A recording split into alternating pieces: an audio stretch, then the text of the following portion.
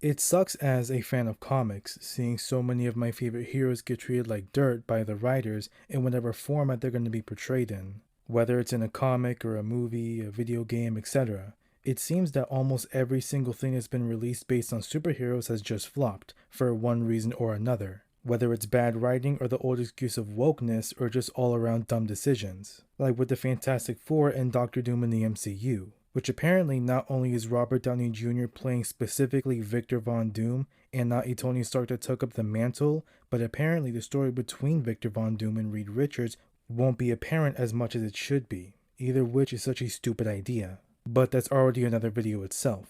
I think my overall main complaint about superheroes nowadays is that they simply aren't cool anymore. I think a simple thing, like just making them cool, is bound to have a positive impact. Defining something as cool is very subjective, but I think applying the term cool to a superhero applies to a few different things. The superhero fight scenes and how the superhero acts, for example. Many people had complaints about Shang-Chi. So did I. I mean, I still overall love the movie. Many people didn't, even calling it the worst MCU movie, which is just insane to me. But I think one of the big things that prevented many people from just absolutely crapping on the movie is just how cool Shang-Chi really is and the insane fight scenes. He's not some kid who discovered this artifact or got some random power. This average guy going on about his life, and all of a sudden he needs to save the world. You would assume that, when in reality he's a trained assassin from birth. There's no journey to him trying to handle being a superhero or having abilities or fighting dangerous opponents when he already has before. He's not caught off guard by how strong his father is with the rings and easily matches him. The only thing that has really overwhelmed him was the appearance of the Dweller in Darkness, a literal alien that was fought and banished by Earth's heroes before, and with the help of his sister and a literal dragon, they're able to beat it. I think my number one favorite fight scene really is between Shang-Chi and the Death Dealer. At the beginning of the movie, you would not at all assume that this random Joe would be able to fight this guy evenly and even had the upper hand. Shang-Chi is cool, and that itself makes up a lot for whatever critiques fans have. Now yes, having critiques of Shang-Chi is one thing, but if the fights were not as cool as they were, I guarantee the reviews would be much worse. Everything in the story complements each other. Storyline complements character development. Art complements the world building. Characterization complements the goals of the protagonist and antagonist. And I fully believe in stories where there naturally will be action in it, like superhero media. Coolness complements damn near everything. I believe that making some things cool in an otherwise not so good movie will enhance it quite a bit. At least make people say, this scene was cool at least. Take the scene where Wanda effortlessly takes out the Illuminati of an alternate universe. Now yeah, I know Wanda is supposed to be the big bad here. She's supposed to have an eldritch horror vibe to her, so powerful even Doctor Strange can't take her on alone. And yeah, having one character beat another character who's supposed to be strong is supposed to show you how strong this character truly is. But you just don't get that here. If only the writers decided to adjust the scene just a smidge, it would have made a difference. Take Black Bolt. If you know anything about Black Bolt, you would see how crazy this guy is. He's an inhuman born with a powerful scream, so strong he can't even make simple conversation because a whisper could destroy a city and a shout could destroy a planet. He's trained himself to never ever speak unless absolutely necessary. Not so much as a grunt when he's coughing or sleep talking or anything, not to mention he's immune to his own screams as well. So there is no fucking way at all that Wanda should have been able to take him out this easy. You want to show how Wanda is still more powerful than Black Bolt, but you want to make the scene better? Simple. Read about how cool Black Bolt is and use it. Him blowing his own brain out made no sense. So his skin can resist the scream but his bones can't? If that was the case, he wouldn't have any teeth. He would have never screamed out of terror or fear or shock or anything. He specifically trained himself not to. You know what would have happened? Either A, he would keep screaming until his skin tore so he has a mouth again, or B, he would have grabbed that little fork and cut open his own new mouth. Either one of those options would have gone crazy in the theaters, and both of these options show the type of person Black Bolt is and how cool he is because he would have done either one of them.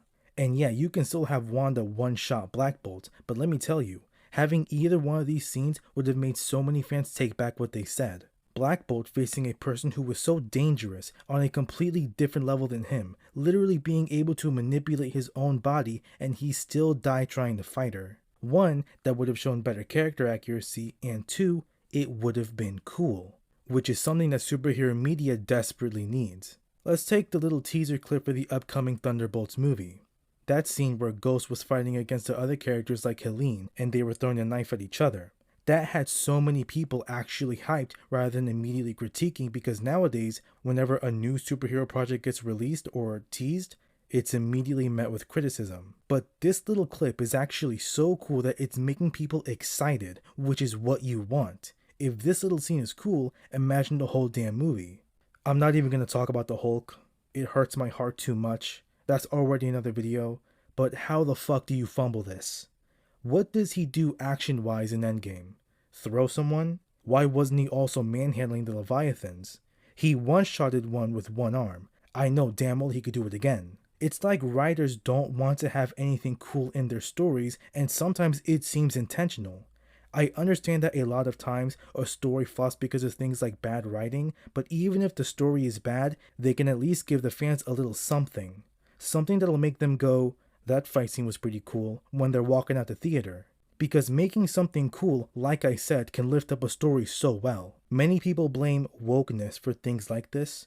I've personally fucking had it with that excuse, honestly. You guys remember a couple years ago when the new Warriors was gonna come out, and everyone just fucking hated it so much for things like unoriginality and wokeness?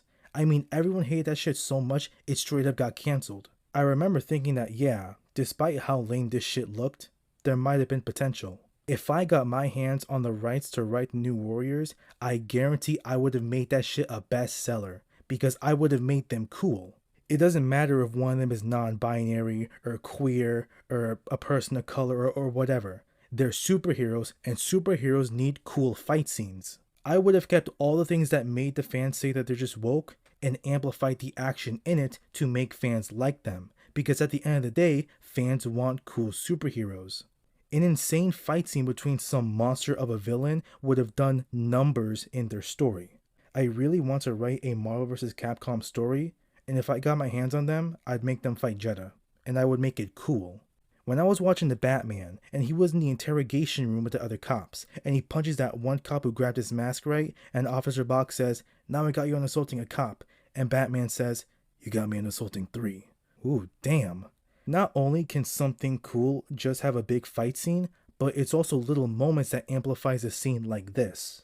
We all love Optimus Prime, but I guarantee a lot of people would like him less if he didn't have all these cool moments. His speeches, the way he fights, when he's ripping Decepticons apart, calling one of them junkyard trash while he's doing it, on his way to KSI's facility after they killed Ratchet. Besides his overall characterization, a lot of these really cool scenes are big factors into why we like him. I know I come off as a bit corny because I keep saying the word cool, but I don't even know what other word to describe it. Because you can have a lot of action and have it not be cool, and you can have a little action with it being cool. I fully believe if more writers think, what would my viewers think is cool here?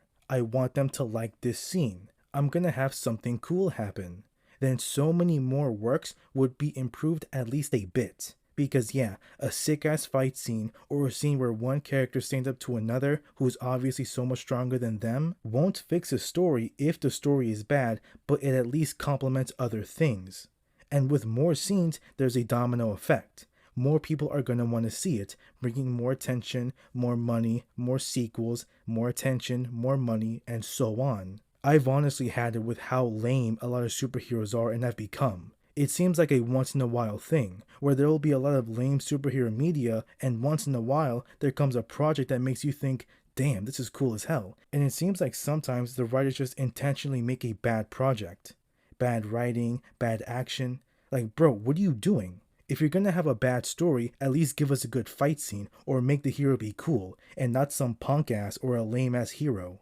Of course, with new media coming out and it's looking promising, I hope we'll get less of incompetent writers fumbling really cool heroes and get more of writers who seem like they actually care about them, but only the future will tell. Please be kind to yourselves and each other.